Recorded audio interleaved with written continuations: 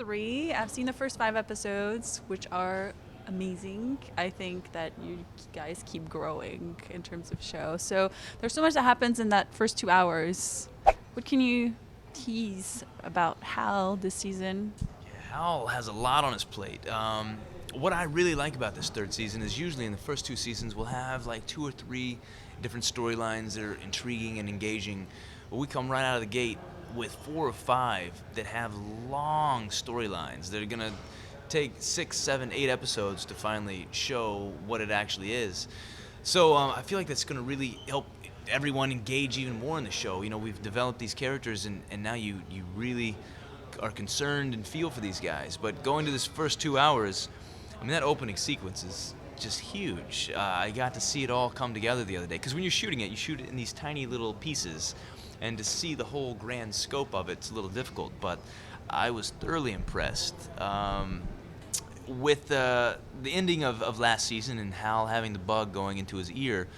When we shot that, we weren't really sure what direction that was going to go in. So it wasn't until Comic-Con last year that Rami Albushon, who is our head writer, came up to me, took me aside. He's all excited. He said, "All right, look, I think I figured out what we're going to have this look like for Hal.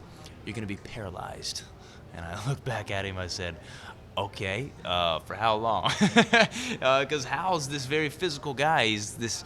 That's his core, and I just wanted to make sure, we were gonna still have something going on there. But in that opening scene, I'm up on top of the Hummer shooting the 2 huge dual-mounted 50 caliber machine guns.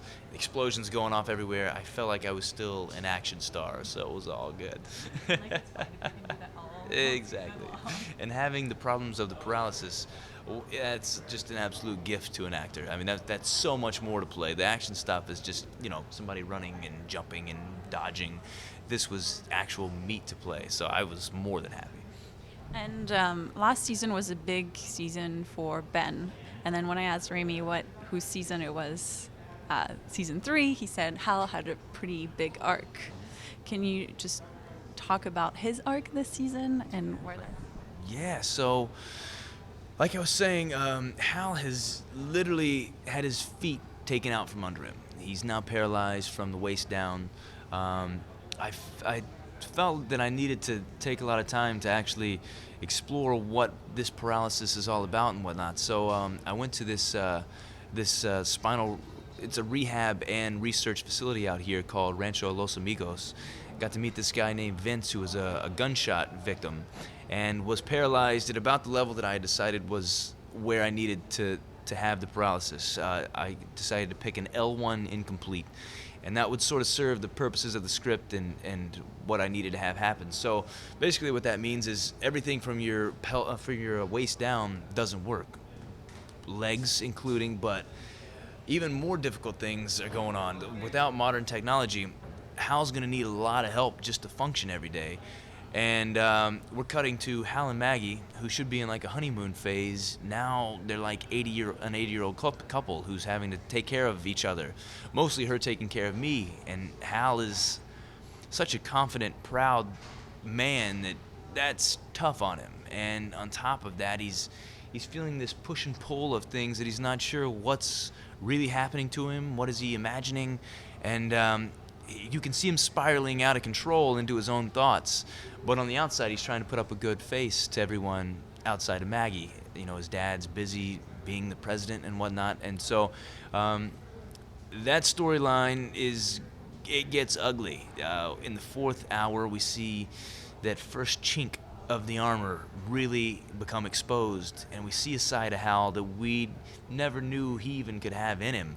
It's very ruthless and cold and manipulative, and it just builds for 2 episodes until the 6th hour, which is my favorite episode I've ever filmed, where we get to see the full wrath of this new Hal, and he's backed into a corner with another character that we haven't seen him interact with much this season, and it all leads to this very, very creepy scene that's very CGI heavy, which looks incredible, and I was absolutely honored to get to play. Okay, I've seen episode 5, so now I'm like Six super now, excited. okay. I was like, no, I haven't seen that one. I heard they were sending out 5 episodes to press and whatnot, and I was like, oh, send them the 6th one. Come on, just give them the 6th one. We should. I think we should ask them to send us the 6th one. But as you mentioned, there's this new side of Hal. So how did you sort of prepare for that? Well, as the deterioration of Hal is happening, you can see him losing that confidence in himself and those doubts welling up. And so I felt like what's the best way to attack a person like that? It would be to come in with the very confident side of himself, or very manipulative. And so in deciding how this new character was going to be transformed, the actual scene that's written for that to occur, when I read, I was excited for, but more so, I'd be lying if I didn't say I was terrified, because it can very easily be a trap of a scene for an actor. It walks a fine line of believability and just silliness. And so it really made me buckle down and make sure I put my work in, and I feel like it really worked out well. It was a nice transition into this second chapter of this season, and yeah, that's kind of, I don't know. It comes off really nice. Well, thank you. It was really fun. I bet. And so you talked about Maggie and Hal, but Karen is also part of this season, and Whatever. and I heard she is bad. She is bad. She's real bad. This is a weird little triangle I have going on here. I had to try to justify how Karen could be who she's become. She is the face of the aliens now. She is their top person. And how does someone in that position still have a thing for a human, for Hal? How can that be? That's almost seems silly, but I felt like the way that I would play it was Hal looked at that as evidence that there's still that Karen he knows in her, and that just tortures him, because he lost Karen. He was right there when he lost her. He's always felt a huge amount of guilt because of that. And with this new dark side kind of creeping in on him, he contemplates just full-on leaving a time or two. And I think he's toying with the idea of, well, if I have to leave this life behind here in Charleston, at least I could maybe have her if I go full evil, or however you want to say it. So it's a weird twist and turn. He knows that that's not the right way to go, but he also feels like he doesn't really have a choice. It's almost this like a mental problem that he has, that he's his brain's just breaking down on him, and it's not that as sound and confident as it used to be. And in addition to Maggie and Karen, he also has his family there, his brothers and father, and a new addition to the family. Are we going to see a little more of a brotherly type of scene or interaction? Well, because Tom is now the president, he's so consumed in his job that he doesn't really have the time to keep an eye out on the rest of the family, particularly Hal. Hal's already established himself as being able to take care of himself and is very independent. So that's one of the reasons that Hal sort of drifts off and down this dark path. But even Matt is now becoming a Mason and exploring that rebellious side that we all seem to have. And he's getting into a little trouble here and there, and it's all because that parental figure is now gone. But as far as the brotherly interaction, you will see that between Ben and Matt. But Hal's so far off in the deep end and in such a hole that his only confidant is Maggie. That's the only person he's confiding in. And you would think that he would go to Ben, who's also kind of dealt with this alien intrusion. But I think that it might stem from the fact that Hal does have a little pride, and he, being the oldest brother, feels like he should be the one to help the younger brothers and to give guidance and advice. To have it come the other way up the stream, it just doesn't sit well with him, and like I was saying earlier, he gets himself into a lot of trouble. There's also the big question of who the mole is, and Hal definitely has questions about that himself.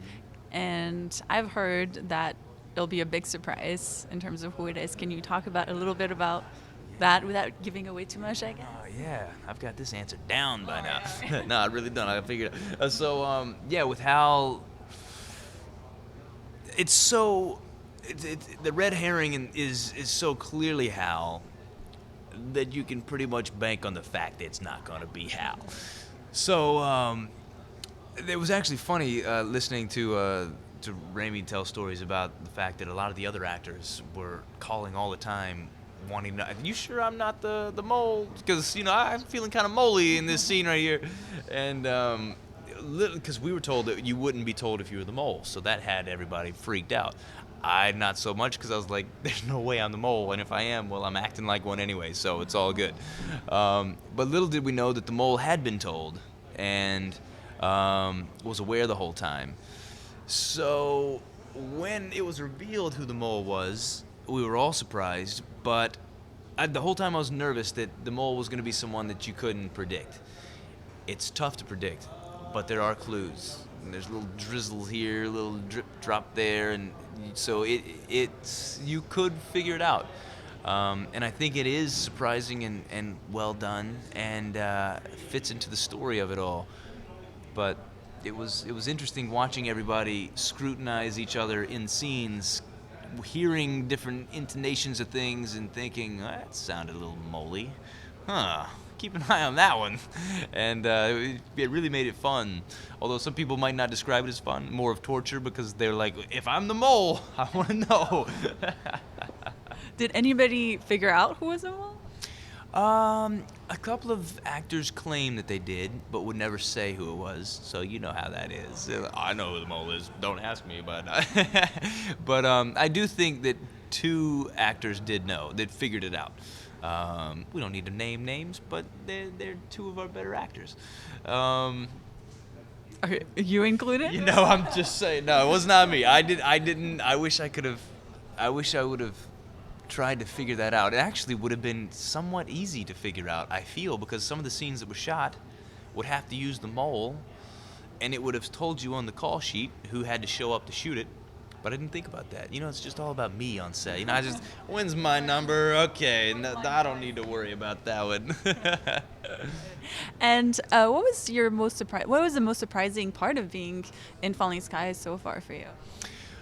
I would say the twist and turn that they gave me this season of being able to walk this evil side, being able to play a dark character is always fun, but especially when you have spent 2 seasons establishing this other guy who's such a heartfelt guy who will do anything for someone he loves or family. I guess he would love his family too. But then to then take that and show the exact opposite ugly side of that was just really exciting to play. And my final question for you, do you have a message for the fans as they get ready for this not this last season, this 3rd season? We want it more. For this season, I would say, just sit back and enjoy. Like, there's so much going on that your brain is going to automatically try to figure different things out, and let it. Like, go on the journey. We're going to take you all kinds of different directions to make you think this and think that. And just when you think that, that couldn't be, it will be, and vice versa. Going back to what I was saying in the very beginning, there's just so many storylines that are all intertwining and carry themselves through so many episodes that it's fun. It's bigger than it's ever been. The action's there. The romance is there. But most importantly, that heart of the show, those human connections, they're there, and it's exciting.